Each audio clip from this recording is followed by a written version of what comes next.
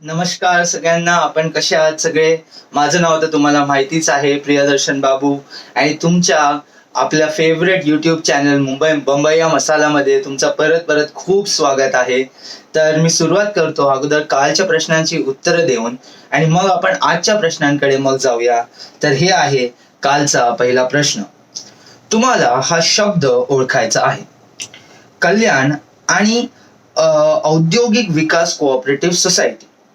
उमाशंकर मिश्रा यांनी ह्या संस्थेची स्थापना केली, जी जगभरात ह्या कॅटेगरीमधील सर्वात मोठी संस्था आहे.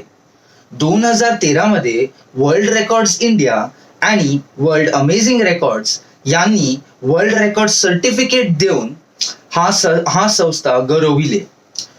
अजून एक क्लू देतो. हा शब्द जो आहे हा एक जागेचं नाव आहे. तर ही जी जागा आहे ती आहे धोबी टाळू. तर हे होतं पहिला प्रश्न. आता पुढे जाऊया दुसऱ्या प्रश्नाकडे, कालच्या दुसऱ्या प्रश्नाकडे. सोपारा आणि कल्याण ह्या दोन जवळजवळच्या बंदरातून फार पूर्वी ग्रीस आणि मेसोपोटॅमिया ह्या संस्कृतीशी व्यापार होत असे. ह्या दोन बंदरांना जोडणारा 45 किलोमीटर किंवा 28 मैल भूमार्ग ह्या जंगलातून जाते. हे जंगल आपण आता कोणत्या नावाने ओळखतो?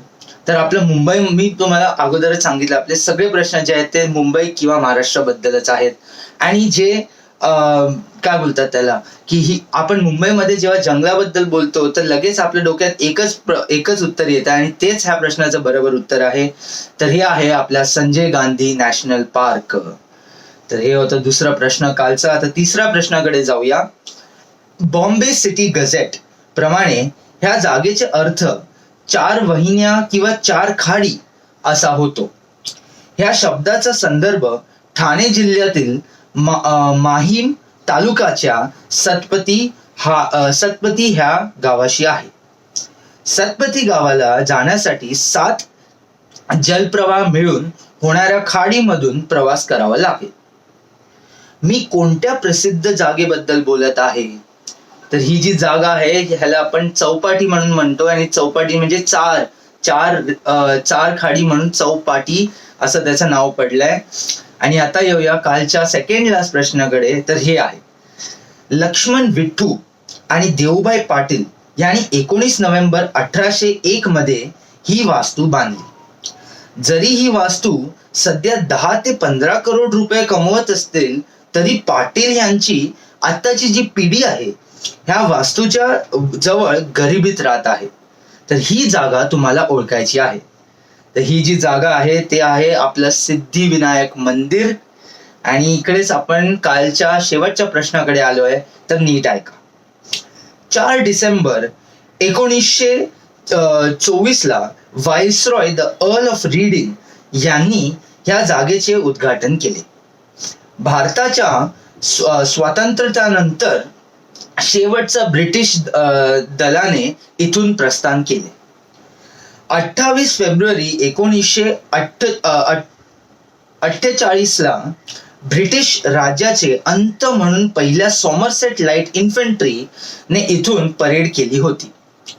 मुंबईतील जागा प्रेक्षणीय स्थळ म्हणून प्रसिद्ध आहे. तर ही जागा कोणती आहे? तर ही जागा खूपच फेमस टुरिस्ट स्पॉट आहे आता मुंबईचं, आणि हे आहे आपलं गेटवे ऑफ इंडिया. तर इथेच आपले कालचे 5 प्रश्न संपलेत. आता पुढे जाऊया आजच्या 5 प्रश्नांकडे. तर हे आहे आजचा पहिला प्रश्न. तुम्हाला एक स्थान म्हणजे एक जागा ओळखायची आहे. मी तुम्हाला 3 हिंट देणार आहे. पहिलं हे आहे, 13व्या शतकात राजा भीमदेवची राजधानी होती. दुसरं, 1343 मध्ये गुजरातच्या मुसलमानांच्या ताब्यात होते. आणि तिसरा क्लू आहे की 1543 मध्ये हे कोणाच्या ताब्यात होतं तुम्हाला माहितीये का? हे पोर्चुगीज लोकांच्या ताब्यात होतं. तर ही जागा कोणती आहे ते तुम्हाला मला सांगायचं आहे. आता पुढे जाऊया आजच्या दुसऱ्या प्रश्नाकडे. तर नीट ऐका. ही संस्था डॅश महिला अनाथाश्रम या नावाने सुरू केली गेली. प्रेबस्टरेन सैनिक आणि भारतीय नेहमी सीमेन च्या मुलींच्या शिक्षणासाठी अनाथाश्रम स्थापना करण्यात आले होते. शाळेच्या ध्वजामध्ये सेंट अँड्रूचा पांढरा क्रॉस अजूनही दिसतो. तर हा शब्द कोणता आहे ज्याच्याबद्दल मी बोलत आहे? तर हे होता आजचा दुसरा प्रश्न. आता पुढे जाऊया आजच्या तिसऱ्या प्रश्नाकडे. तर ऐका. केव्हाही मला बॉम्बे मर्चंट ह्या 1783 आणि 1819-60 दरम्यान डॅश चे जीवन हे B.A. करंजिया यांनी लिहिलेले पुस्तक आहे. ज्या व्यक्तीचे नाव तुम्हाला ओळखायचे आहे ते अनाथ होते, परंतु त्यांनी ऋणावले व कला संस्था व्यतिरिक्त माहीम कॉजवे आणि डॉक्टर भाऊ दाजी लाड तर ह्याची पण स्थापना केली होती. तर हे महान व्यक्ती कोण आहेत? एवढा सोपा प्रश्न आहे. आता येऊया आजच्या शेवटच्या प्रश्नाकडे. तर नीट ऐका. हे आहे 1534 मध्ये गुजरातच्या बहादूर शहाचा पराभव करून पोर्तुगीज यांना ठिकाणी एक तळ स्थापन केला.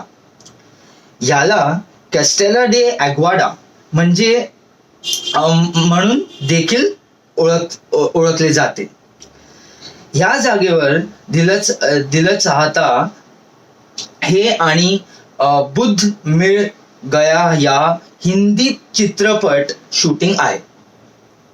मुंबईतील ही कोणती जागा आहे ज्याच्याबद्दल मी बोलत आहे?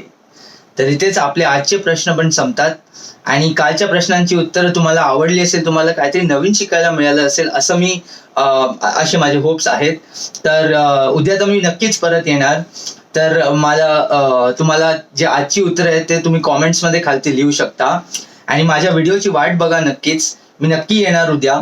आणि तेव्हापर्यंत मी उद्या नक्की भेटेन तुम्हाला. आणि आपण उद्या अजून बोलू. भरपूर प्रश्न पण आहेत माझ्याकडे अजून, तर तुमच्यावर मी ते शेअर करेन. तर उद्यापर्यंत मस्त राहा, मजेत राहा अँड गुड नाईट.